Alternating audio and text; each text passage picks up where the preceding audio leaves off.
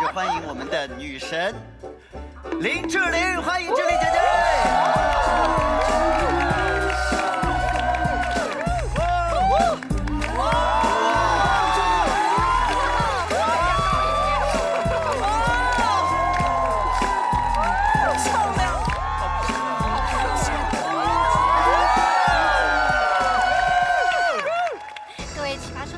大家好，我是奇葩说的种子成员麒麟。马东，你觉得你刚才跟志玲一起走下来的时候，有任何不舒服的感觉吗？我有点压抑。你都不管林志玲舒不舒服，你问马东舒服干嘛？志玲不管跟什么样的人合影，对方比她矮一些的话，她就会用非常礼貌的8字拍之法，对，蹲低。所以她为了跟我拍照，都是劈着叉拍。你是说，志玲跟比她矮的男生在一起就会劈腿？志玲，你心目当中可以接受的跟伴侣之间的身高差极限？极限？对。你多高？我吗？我官方说法172。啊，那就172好了。可能不要插进来。康永哥，你作为你不要叫我名字，你们是什么节目，把让林志玲弄来聊些什么东西？我想问你的就是，你对志玲的了解，她内心是不是已经对我们这个节目充满了一种鄙夷？志玲，这在你忍受范围之内吗？还在？大概到什么题目就？大概聊到什么时候我们就该走了？应该当我无颜面对的时候。OK， 马上就到了。可是今天我当你的保镖喽。对。我们不接受问答题，只接受是非题。所以等一下呢，他们问出一些粗鲁的问题的时候，你们就冲着我来啊。一共5题啊，其中有3题我都跟节目组说那个臭不要脸。何老师啊，把自己推这么干净，有点臭不要脸。所以我绝对不问林志玲。康永哥，请问林志玲真的有跟言承旭在一起吗？来，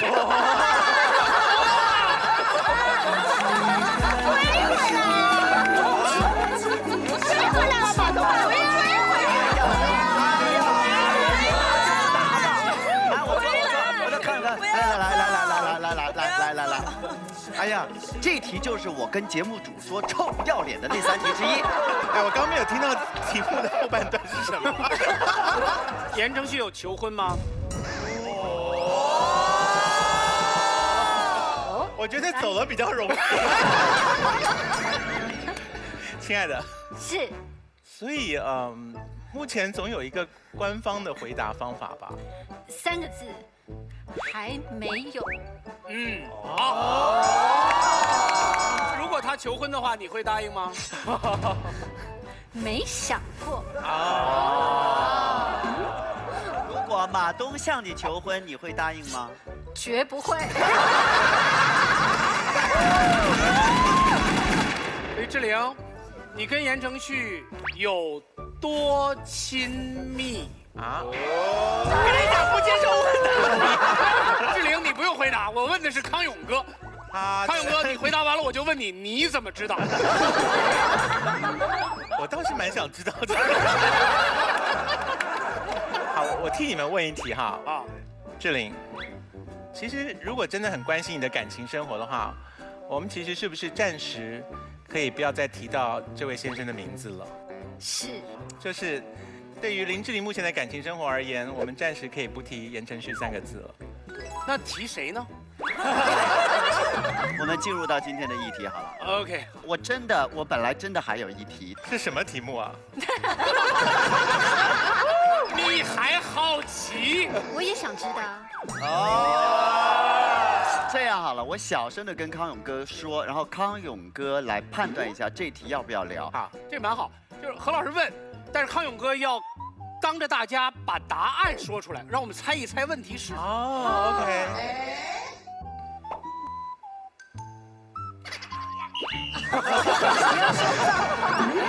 你问了什么？你说了不说问题的，康永哥你可以回答。据我所知是没有。OK， 好，来，太棒了。七门的公众号下面猜一猜，猜中有奖。好，一来就搞事情。我们有一个跟我们一起搞事情的伙伴，掏出来搞事情的小米黑科技手机冠名播出，谢谢。奶后土真言的纯真酸牛奶联合赞助播出，谢谢。来，请看小片儿。我是佩佩，我遇上了这段感情中最纠结的时刻，我要分手。可是到了这个时候，我又不知道该不该当面说，我决定还是不当面说，这样比较干脆。喂，我们分手吧。亲爱的，别闹脾气了，过2天就回来陪你，么么哒。要不还是发微信咒骂他的话文思泉涌，喷薄而出，在手机上写了满满3页的话，想要用小米长截屏功能截图发给他。不回信，点，这样肯定不行，还是当面说出口，感觉比较郑重。分手干架，该爆的粗口也一口气爆完，爽快而直接。分手吧。我就知道你变心了。当面分手就怕撕的尴尬，就算我错了，我们还是分手吧。不要啊！不要离开我呀！哎呀，闹这么难看，该怎么收场呢？我是佩佩，我很纠结，所以分手到底要不要当面说？3个渣男分手都不想当面说，还能干什么？我不会表述出我们是渣男，我还要说出对面是作女。哎，这个好啊，大胸作女。大胸作女。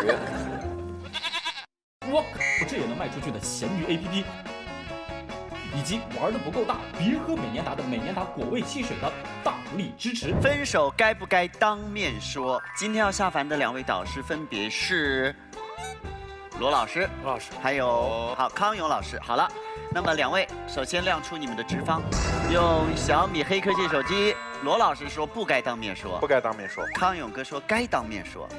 好的，我先问一问。另外2位不下凡的导师也亮出自己的观点。我随便呢，你随便啊？我比他还随便。好，我们来问一下女神好了，你觉得2个人分手的时候该不该当面说？应该当面说。为什么？我觉得爱情有时候会无疾而终，可是你毕竟希望它有始有终，画上一个句号，你才能够前进。只有当面画才是句号吗？我觉得你当面的时候，你会更确定这件事情，就会变成你更可以沉淀，然后放下。好，我们来请现场的观众在辩论开始之前表达你们此刻的想法。如果该的话，按红色；如果觉得不该当面说，按蓝色的按钮。新趴资格战，本赛段每场比赛2位老奇葩陪1位新奇葩进行对战，获胜队得奖金，2位新趴中表现更优异者晋级，另一人待定。6场比赛后，导师从待定池中复活剩余人选，最终8位新奇葩进入下一赛段。3、2、1，停！压倒性的投票了，72位观众认为该，跟志玲姐姐的这个态度是一样的。好，我们请2位导师下凡，来。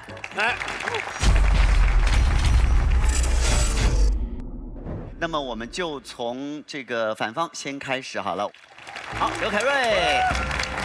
刘凯瑞，日入20万的网络主播 K 老大，必杀技1人我饮酒醉。其实我的第一感觉跟大家都是一样的，如果分手我们都不当面说的话，我就是个人渣，是不是？你们一定有这样的想法。是，我们只说人渣这件事是。为什么凯瑞你在奇葩说第一次的互动是问观众我是不是个人渣？是。但其实呢，当我后来仔细思索了一下以后，你会发现事实并不是这样的。不如跟着我的想法来走一走。不要。哎呀！好，我宣布每队都只有1次的奇袭机会，又完了是吧？正方奇袭机会。真正的分手，见面说跟不见面说最大的区别是什么？就是有的时候见面，可能你给我的东西太直接了。而在文学创作上面有一种特别高深的手法，叫做什么？留白。什么意思呢？就是一篇文章我写到最后，最精彩的部分，我往往不把它写出来，给读者一个想象的空间。那感情生活也是这样啊。与其说这样赤裸裸的分手的理由摆到我的面前，为什么我们不用留白的方式呢？可能他在离开我的时候，只是给我留下了一条简单的短信，上面写着时间不够了，我要走了，勿念。哎，我的妈呀！是生命要结束。哎，这不叫留白，这叫悬疑。你要想他去干嘛了？是不是我的女朋友她其实是神盾特工局的一个特工，她可能此时此刻在地球的某一个角落在阻止核弹的爆炸，或者是她可能在某一个场合掏出了什么东西在搞事情，为了人类的和平而在维护些什么东西。他只是不想让他的头皮屑陪你过夜，这也是其中一种可能嘛。但是当我每天早上清晨起床的时候，推开我的窗门，我看到风和日丽的场景，我就会想象着，原来这美好的一切都是我用我伟大的爱情换来的呀，朋友们。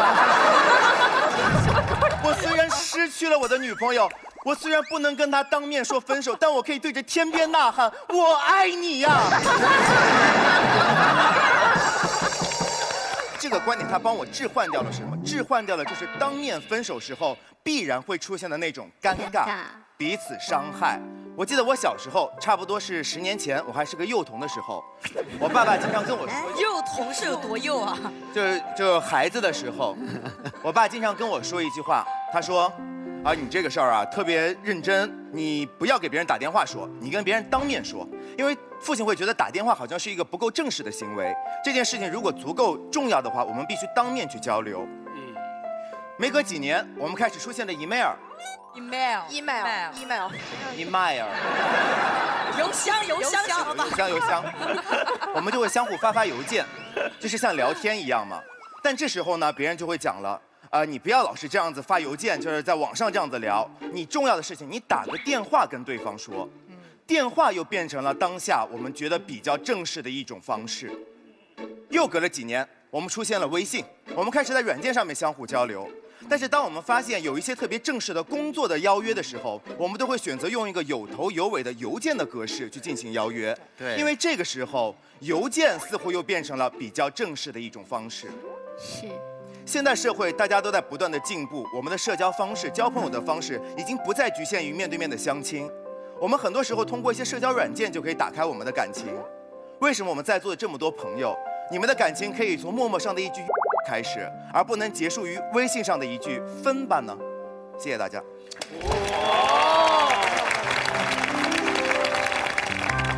结尾这一句也蛮有力的，非常好，而且他们还不能齐膝，因为康永哥用完了。我们可以自己讨论吧。好，我们下面轮到我们正方第一辩是呸！还留白呢，渣男真的是。我要隆重介绍一下你，你坐下，我隆重介绍一下你。下面是我们正方的一辩，演员范甜甜。呸！听到这题的时候就很生气，明明知道我这么多年都没有感情。言承旭有跟你求过婚吗？没有。还没有。呸！他重新开始。呸！留白，渣男。还要动用奇袭的机会了。呸！你们也用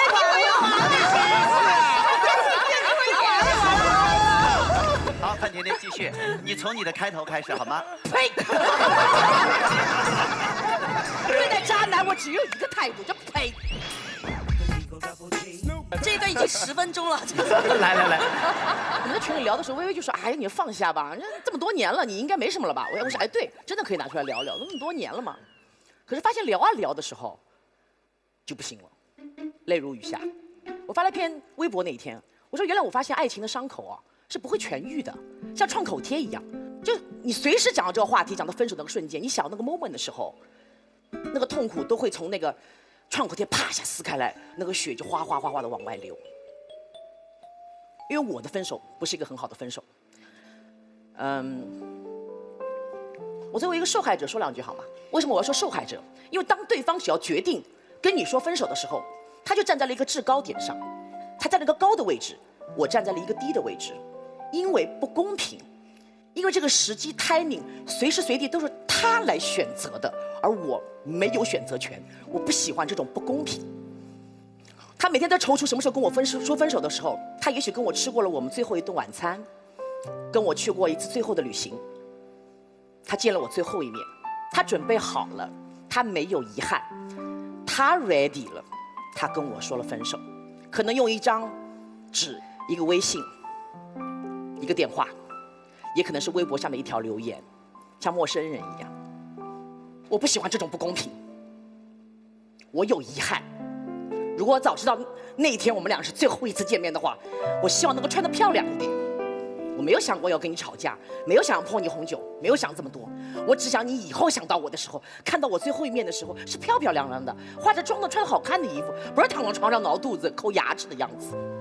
真的，我跟我的男朋友最后一次分手的时候，我们度过了一次我现在回想起来最悲情还有哀伤的最后一次旅行。我们去厦门，2个人一起在海边哗哗听着海浪的声音，他全程都很沉默，没有说过什么话。可是，在分手的很多年以后，我在回想这个瞬间，我想说，他在跟我做一个道别。可是当时的我并不知道，在每我想起的时候，我都会怀疑我自己，甚至怀疑他。如果再给我一次和他最后见面的机会的，让我也准备好，让我可不可以没有这么多遗憾？甜甜，加油！其实我完全可以理解到，因为爱情是2个人的事，怎么可以一个人说了算？是，怎么可以一个人下了决定？我觉得甜甜大概是这样的心境，所以我觉得真的你不爱我了，告诉我，让我们彼此可以放下，前进，而且说出来，我们也要放了自己，真的。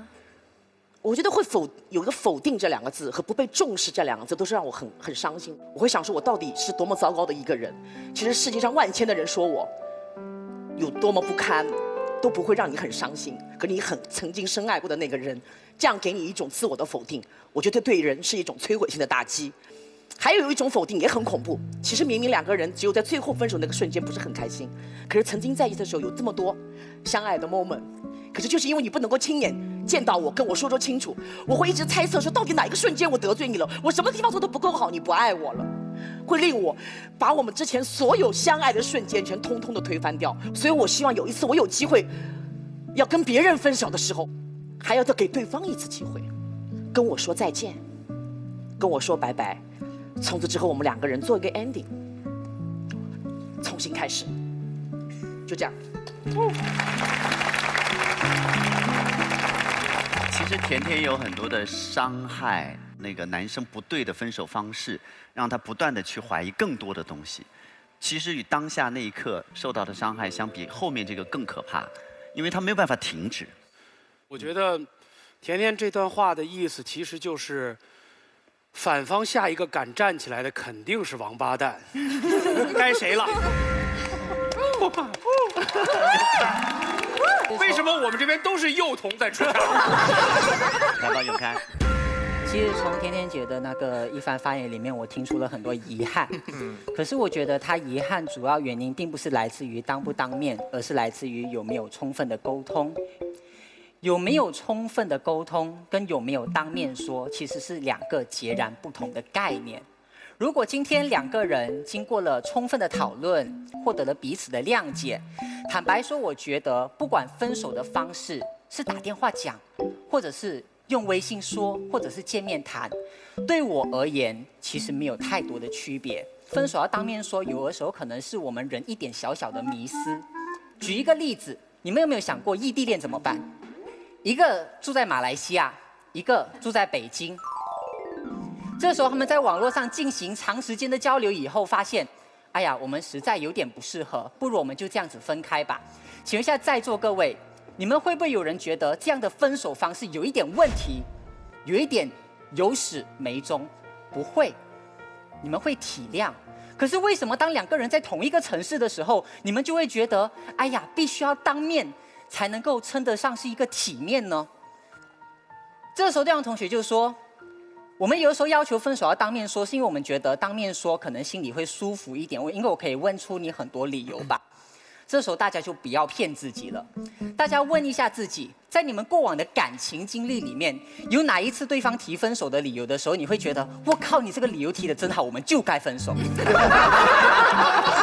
手的理由都不对，对，都很伤人。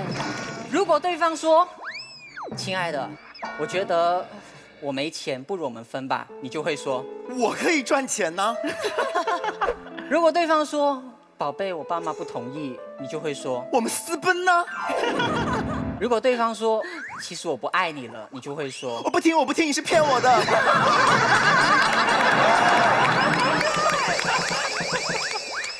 所以这个时候大家发现没有，分手这件事情本来就是一件不太愉快的事情，你使用任何方式，坦白说都没有办法淡化这一种不愉快。讲到这里，我想分享一下我心目中理想的感情状态啊，这是第一次。我觉得就2个字，轻松。轻松的开始，轻松的结束。可是我有一点怕，如果在座各位都像对方那样把分手想得太过沉重，就是必须要像离婚那样见面签字才算是完成了对彼此的道德义务的话，那么我们有可能在感情的开始的时候，就因为把爱情看得太重，没有办法好好的享受爱情。我的微博有的时候也会收到很多不同的私信，其中有一部分私信是问感情问题，我也不明白为什么。然后其中有一类型的感情问题，我每次看到的时候，我都会觉得眉头一皱，就是他们会问我，有一个男孩在追我，可是他没钱，我要不要跟他在一起？有一个男孩在追我，可是他学历不高，我要不要跟他在一起？有一个女孩，她说她喜欢我，可是问题是她的父母好像不太喜欢我，我要不要跟他在一起？我觉得现在的人有的时候把爱情看得太重，看得像婚姻那样重了。我觉得也许我们可以开始学习如何用平常的心态去面对爱情。那么怎么用平常的心态来面对爱情呢？我觉得就从平淡化分手这一步开始吧。未来如果有机会遇到一个我心目中理想的对象的话，我会希望我们的感情状态是这样子的：悄悄的来，悄悄的走，挥一挥衣袖，不带走一片云彩。我知道我这样的想法可能有点天真，可是我希望我可以永远保留这一种天真。谢谢。潘永哥，你有没有觉得今天这个阵势其实就是3个孩子和3个妈之间的对话？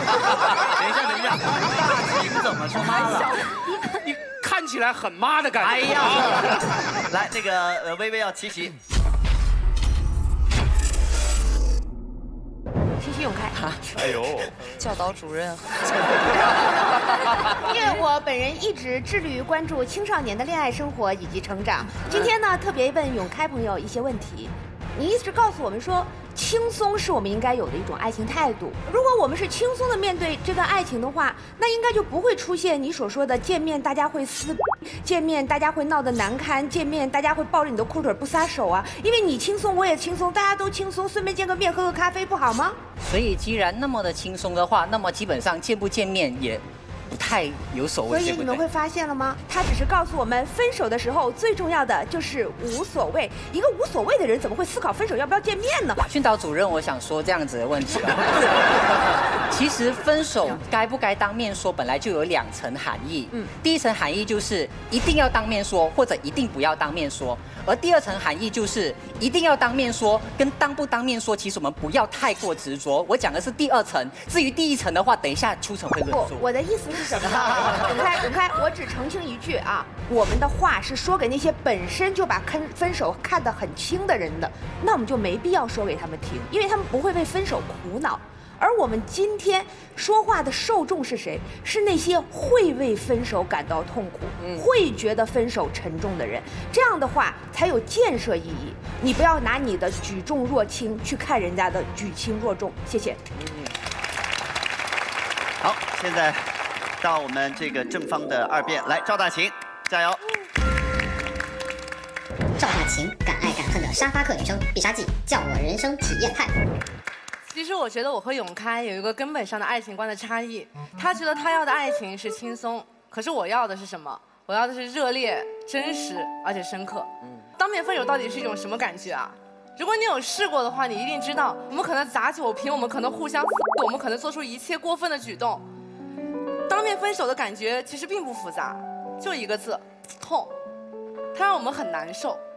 可是为什么我说当面分手那么痛苦，我还要说我们应该要当面分手呢？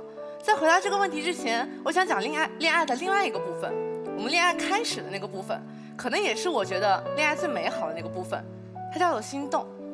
心动这件事情的神奇之处在于，它没有理由，它不分时间，不分地点，我们可以对任何一个人产生那种奇妙的化学作用。我们可以在春夏秋冬的任何时候，在操场上，在商场里，在沙滩上，我可以因为他的笑很好看，我因为他的眼睛很甜，我因为他说的某一句话戳中我的心窝而感觉到心动。这种心动很美妙，这种心动很神奇，这种心动来的太容易了。我们有了心动，我们就有了一扇大门，我们可以走入到一个新的恋爱关系里面去。可是恋爱真的是那么容易的一件事情吗？我想问问大家，大家在从小到大到底对多少个人心动过？数得过来吗？可是大家到底有和多少人发展了一段恋爱关系？因为其实我们心里都知道，我们的恋爱需要付出那么一点点的代价，而这一点点的代价可能就是我们需要当面分手的那种痛。那种痛太难过了，以至于我们想到的时候，我们明明看着对方人的那个脸那么可爱，那么性感，我们甚至恨不得下一秒我们就能冲上去，但是我们没有，因为我们会思考，还是那个痛苦，我们真的能够面对吗？或者还有一种选择，我们觉得我们太爱这个人了，我想到当面分手也阻止不了我对他的那种爱，但是如果我愿意承受这份风险，和这个人再次走进去的时候，我知道我对这份感情到底有多么的珍重。我试过一次当面分手，那次我分手的时候，我和我的男朋友住在他300块钱1个月的广州的某一个城中村里。凌晨3点，我们上演了一场我曾经最鄙视的那种当场的分手。我们在那种满地是燃烧多次的那种麻辣烫的油渍里面拉拉扯扯，说着你不要走，我要走。这并不好看，但是我宁肯要这种狗血的真实的深刻，我也不愿意要微信上面那句简简单单的再见，因为它不配我的爱情。我只想告诉你说，你必须要接受当面分手的这种痛苦。我们知道分娩很痛，可是痛的分娩是什么？是新生，是一段更加珍贵的美好的爱情。谢谢。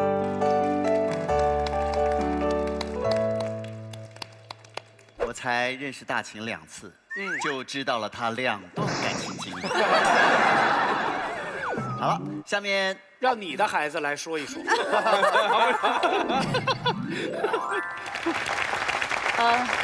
我觉得我特别惨，我本来就是一个特别丧的人，然后要打一个这么丧的题，抽了这么丧的一个立场，对对方3个这么丧心病狂的对手，这样说当面说分手，我连比赛都不是很想当面打。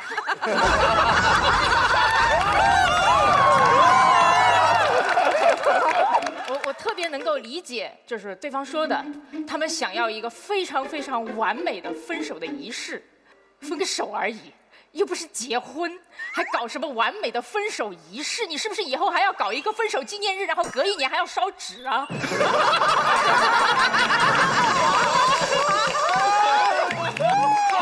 累死我了！他们的伎俩在哪里？就知道吗？我要给你们的分手增加无数的压力和成本，这样你就不敢分手了，好吧？可是今天我要论证一个我特别困难的选题，我从我们正在做的好好说话做起。哎呀，对方辩友都为我鼓掌，谢谢。对方辩友。那个我们做这个付费音频产品呢，经常收到各种各样的问题，但是有一类问题，我觉得是太难回答了，就是分手的时候应该怎么样的好好说话。因为我们知道，所有导致你分手的原因，都是阻止你分手时好好说话的理由。要么你们性格上有摩擦，好脾气都给磨成了没有耐心；要么呢，就是感情淡了，没感觉了；又或者呢，到最后是你们发生了什么不可原谅的事情。这个时候你多相处1秒钟，都是对彼此的伤害。所以说，所有你们分手的理由都是阻碍你们好好分手的代价。真正的分手，很多时候并不是发生在面对面的时候的。你们可以找一个 perfect 的时间地点，然后把自己装扮的尽可能的 perfect 一点，然后去跟对方说分手那个词儿。可是真实的分手，不是发生在那一个瞬间的，它往往发生在你们理性谈判约法三章，可是最后却不了了之之后。它可能发生在你们歇斯底里的争吵，然后又疲惫不堪的和好之后。它可能发生在你们面对面的说了很多次分手，最后就忍不住要藕断丝连之后。然后在这一切的之后，你选择了一种最没有仪式感的、最简单的、最丧的方法，去切断你们之间最后的信号。你知道，大家有一个巨大的误会，就是他们以为分手是我要向对方发出一个信号，不，分手其实是切断信号。真正的分手，其实是你们再也不说晚安了，你们作为朋友都不问候了，你再也不关心他是不是已经有了新的喜欢的人了，你再也不去想他现在过得好不好了。你在手机里面打下了一行字说，难道我们就这样了吗？到最后却把他们全删了，没有发出去的时候，这才是你们真正分手的时候。所以为什么说你们之前的想象都是错的呢？因为你们想象分手是一场盛大的闭幕式上面的烟花表演，可是不是，分手其实是所有的烟花都散去之后无尽的空洞和冷漠。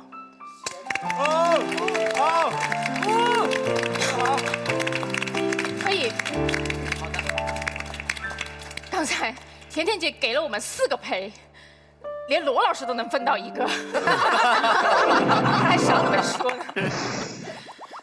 而且在前彩的时候，我已经听到你们那边在疯狂的说我们是渣男，渣男。我不想辩驳什么，当然我首先不是男的，我不想辩驳什么。我想说，我不是渣，我只是完全弄不明白，我们要分手，就是因为我们2个没有办法从爱情这所学校里面毕业了。现在你要求我进行一场退学考试，甚至是退学面试，为什么？为什么？好，我承认，我们就是没有勇气的人，因为我觉得，但凡我还有一丝一毫的勇气，我们能不能把它用来在一起，而不是要把它花在分开上？哇！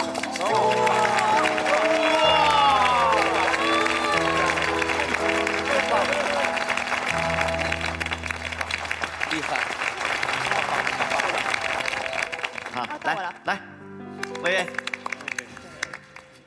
很怕你们文艺青年，你们泡妞的时候说都是月亮惹的祸，姑娘今晚的月光真美，就是不把这个字说出来。现在呢，你们甩我们的时候也不把丧这个字说出来，你们说我们要切断信号，合着你甩了我，你还掉进无边的深渊了，老子害了你是吧？你对我连个面都不见一面，现在你说你孤单落寞了是吧？我们这想的挺美呀，渣子被你一写变狂草了。书法艺术家呀，忽悠人忽悠的这么深情款款，让我觉得没被你甩一次是我人生大不幸呢。怎么回事？王老师，这是他一贯的风格吗？我以前看不是这样啊。他自从拜了赵本山之后就一直这样。卖拐把他忽悠瘸了，卖车把他忽悠黏了，在10分钟之内不把他摆平，我就没法给你俩当教师爷了。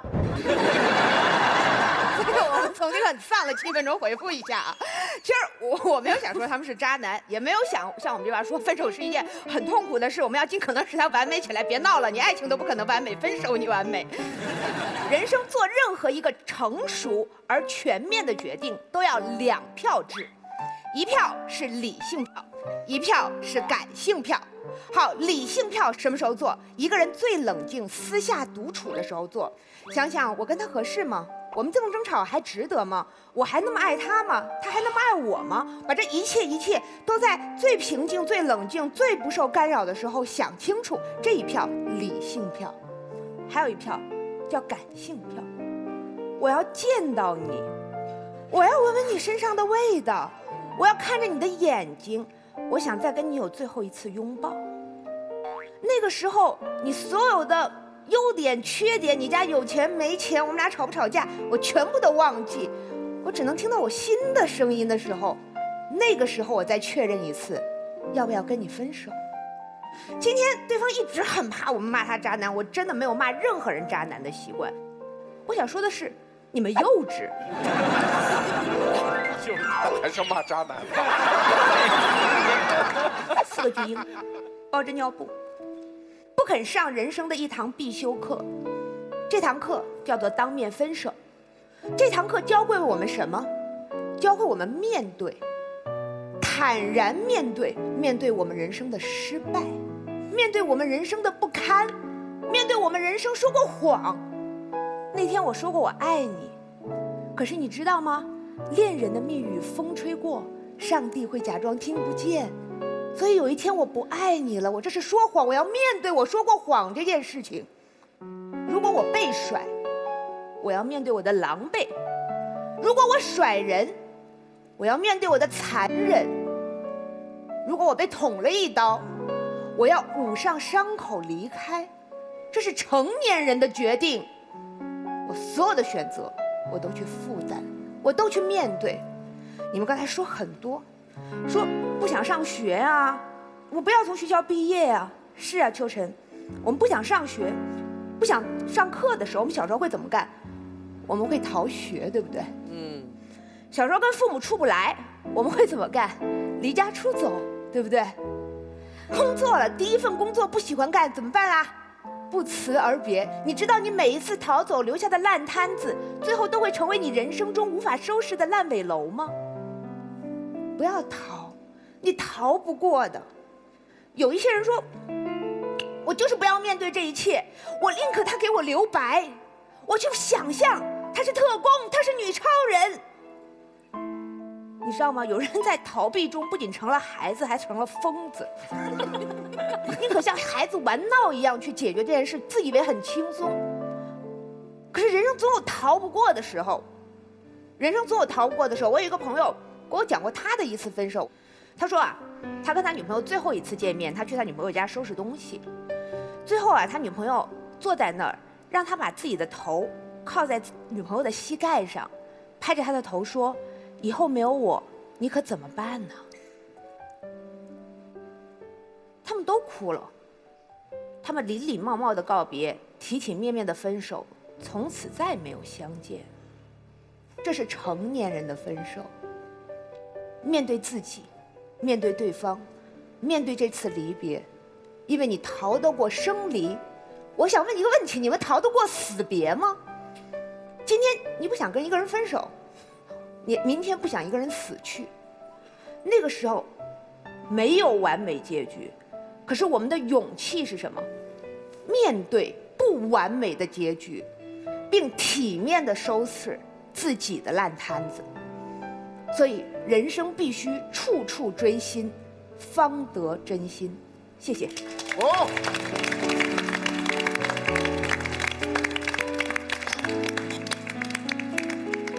我在想什么分手有可能是完美分手，我没有想到过。我刚刚正好一不小心看到志玲，我们两个同时就是，哇，眼眶一湿。那个还算是我听过的完美分手。是，绝对是，我觉得是非常感人的，因为其实你会希望对方也好好的走下去。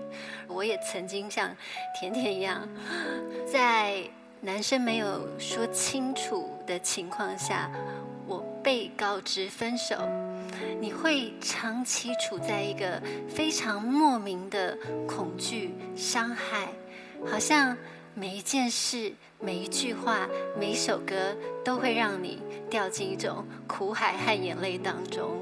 所以那时候我也会自己想说，我宁愿你不要这样折磨我，我有勇气去面对你。我们断舍离这些事情，我们才可以前进，才可以放过自己，然后继续走下去。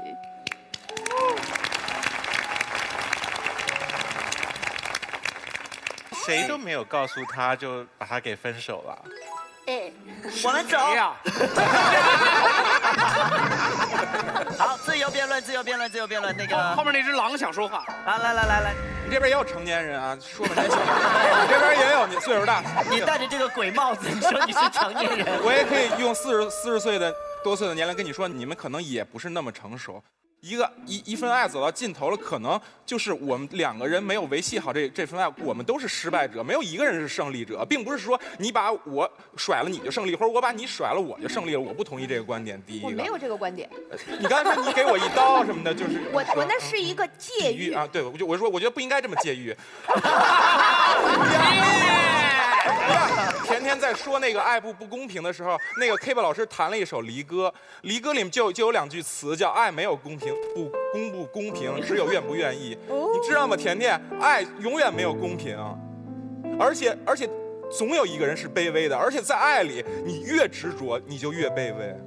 所以他卑微的要一次见面呢，怎么不能给呢？我后面就说了，您呢？就是电视里老有一个镜头，就是他说啊，2个人特别和平，就是说啊，那我觉得不合适，我们分手吧。然后镜头就45度摇向蓝天就完了，完不了啊。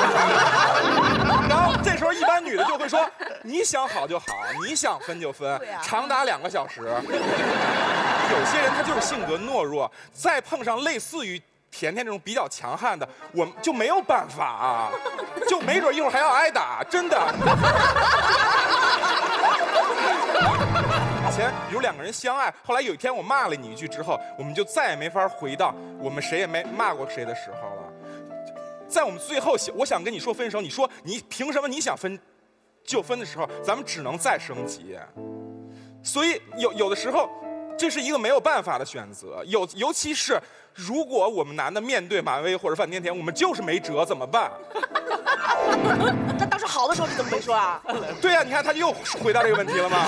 又有2个小时，真的，就是死循环，一会儿天就亮了。有的时候成年人慢慢淡了，我们慢慢退远一步，是真正的体面，明白吗？行了，你毛飘的到处都是。我这个伤感好不容易营造出来了，你这不……欧阳超，来。你之所以要当面分，就是为了给对方一个机会。一巴掌扇醒你这个白痴，分个屁呀！你忘了单身狗的生活多苦吗？一个人回到家看个5分钟的视频，前面的广告有180秒，拉泡屎回来还有20秒，而且广告都是卿卿我我偶像剧的镜头。这就是单身狗，直男脱单，难于脱贫啊！现在终于狂看把妹达人吟诗作赋，约出一个人了。看今晚的月亮好圆啊，一副卯足了劲装的熊样。现在要分了，你居然连个面都不见，缩进自己的。你恶不恶心啊？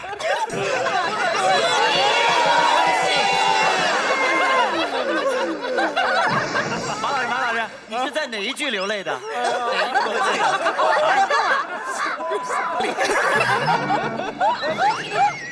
好，来，潇潇。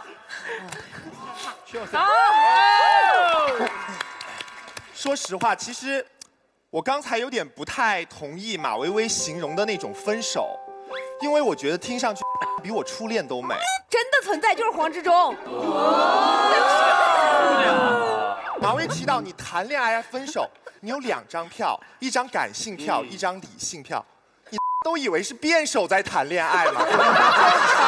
正常人谈恋爱就一张票，感性票看脸。我发现很奇怪，对面3位女生啊，他们其实好像一直在控诉，说是男生没有给他们一个当面的分手。甜甜要的是体面的分手，大秦要的是热烈又浪漫的分手，马薇薇要的是一个成熟的分手。哇，你们身边有这样的直男吗？你们只能得到一个欧阳超式的分手。我不知道有没有遇到过这种情况啊？你跟人非常激烈的争吵、完事了之后，你回到家，但刚才没有发挥好。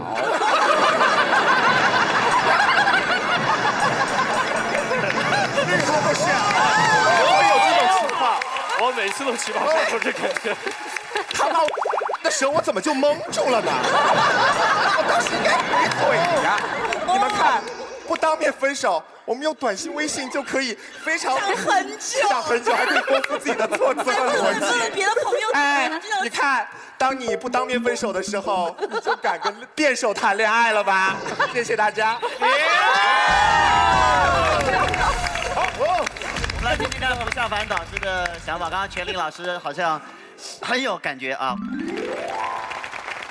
其实关于分手这件事情啊，我一直在回忆我自己。我为什么一开始说我没有一定的观点要当面分还是不是当面分？因为我自己经历过当面分的，也经历过没有当面分的。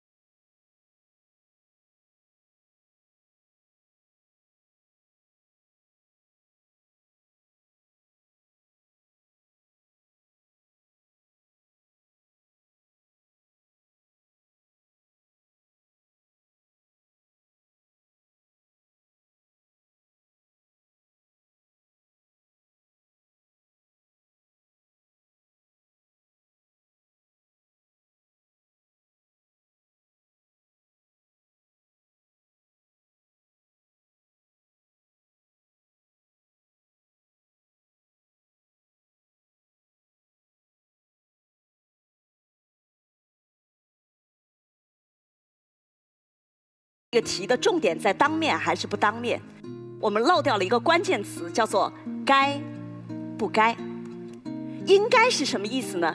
应该表达的是一个态度，它不是必须。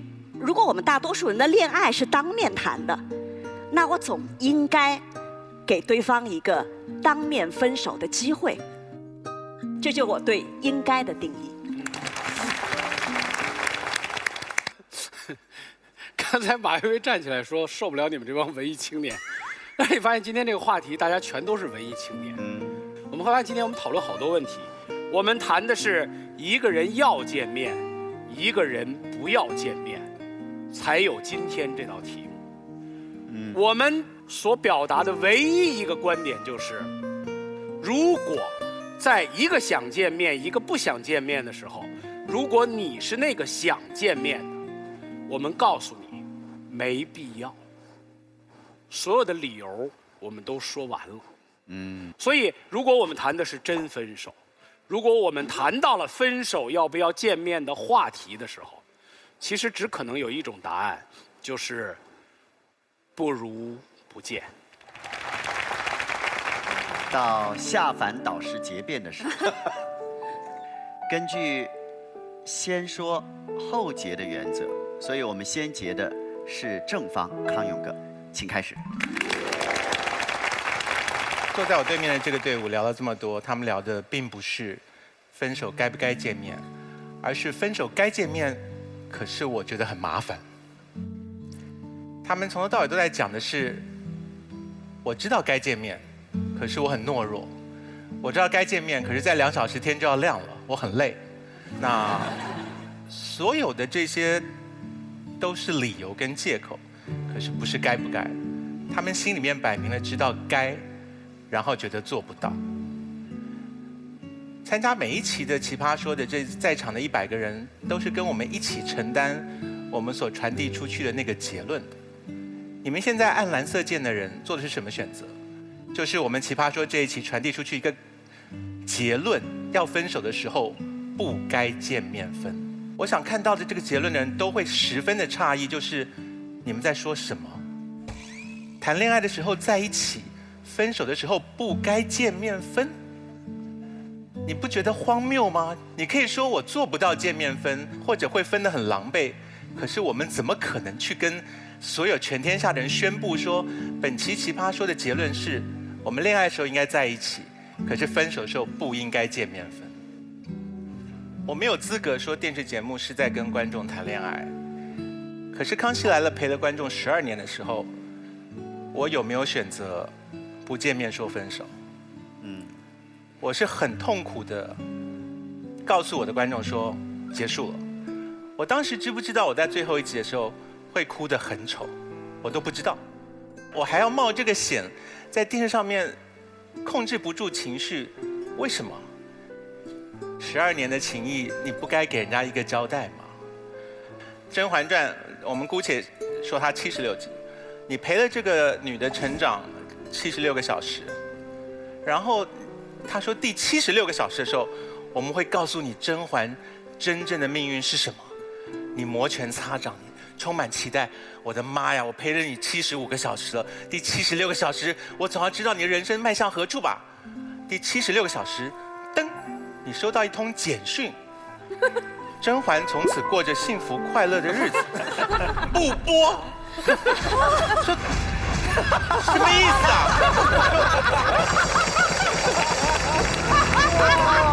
哇，太高了！你要用简讯跟我分手，你好歹前面75个小时你都用简讯来传剧情就好了。你让我看了你75个小时的剧，看了你如何的成长，经过惊涛骇浪，然后第76个小时你来通简讯说我们就这样吧，这太欺负人了。我是用电视节目跟你们认识的，我是用电视节目陪伴你了12年，我用电视节目跟你们说再见。如果电视节目与观众尚且如此，两个朝夕相处、成婚相恋的人，到了分手说何必见面呢？你们怎么有脸说得出这种话来？所以我们可以接受你们说该见面分手，可是我们做不到。可是我们难以接受你们说我们不该见面分手。对。恋爱是珍贵的回忆，不管是你看他还是他看你，喜怒哀乐都要在里面。什么时候我们谈恋爱会在乎只留下美好画面，然后不想看到对方哭，跟不想自己在对方面前哭的？你跟人家分手没有好事情，见面很苦，充满伤心，可能吵架，那是你的代价。一个好的爱情，它要有一个深刻的结尾。一个好的人生要有一个像样的结束，葬礼我们都能够安然接受了，分手算个什么？所以，珍惜一个痛苦的分手，把它纳入一个深刻的回忆中。然后，如果是该而做不到，就光明正大的说该，可是我做不到，不要骗我们说不应该。谢谢。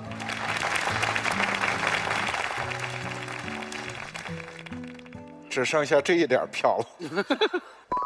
啊，太佩服康永哥了，我觉得他说的非常之有力，但是可惜打偏了。在这个场上有2个维度的辩论可能，第一种维度你是渣男，第2个维度你幼稚。我是这个节目的粉丝，我觉得这个节目最吸引我的地方是有2个底线在现场从来没有被破过。第一个底线叫我们在一起，我们绝不互相绑架，一定要尊重对方的意志。第2个底线叫我们不在一起，我们绝不要互相伤害，我们要尊重文明。从渣男不渣男这个角度讨论，我觉得放在奇葩说的现场，这本身就不体面。好，那剩下第2个维度是不是幼稚？这个就变得非常有意思了。幼稚是什么？是指你在目标既定的情况下采取的策略是错的。对，正是在这个意义上我们在谈该不该。刚才非常感谢马薇薇提出了一个词儿，叫巨婴。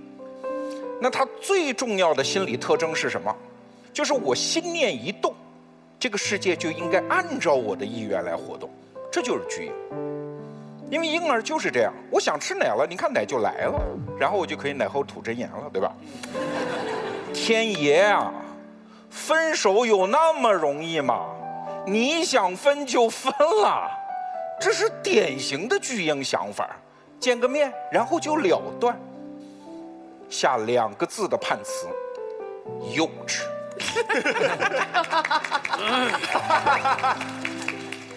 好，不幼稚的方法是怎么样？